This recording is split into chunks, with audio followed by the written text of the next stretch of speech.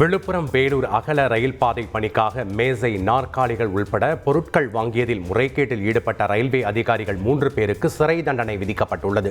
கடந்த 2007 முதல் 2011 ஆண்டு வரை விழுப்புரம் வேலூரில் அகல ரயில் பாதை பணியில் முதுநிலை வணிக மேலாளராக இருந்த முத்துராமலிங்கம், மண்டல மெட்டீரியல் மேலாளர் சீனிவாசன், ஸ்டோர் கீப்பர் இன்பராஜன் ஆகியோருக்கு எதிராக மெட்ராஸ் உயர்நீதிமன்ற மதுரை அமர்வு இந்த உத்தரவை பிறப்பித்துள்ளது.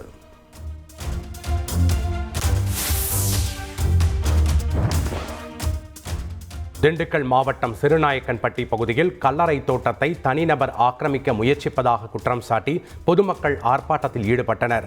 1.5 ஏக்கர் இடத்தை ஆக்கிரமிக்க முயலும் நபர் மீது நடவடிக்கை எடுக்க வேண்டும் என அவர்கள் வலியுறுத்தினர். தகவல் அறிந்து சம்பவ இடத்திற்கு வந்த போலீசார் உரிய நடவடிக்கை எடுப்பதாக உறுதியளித்ததை தொடர்ந்து அவர்கள் கலைந்து சென்றனர்.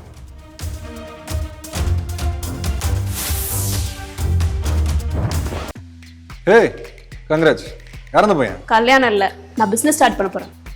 எப்படி? பாஸ் வாலா பி தி பாஸ்.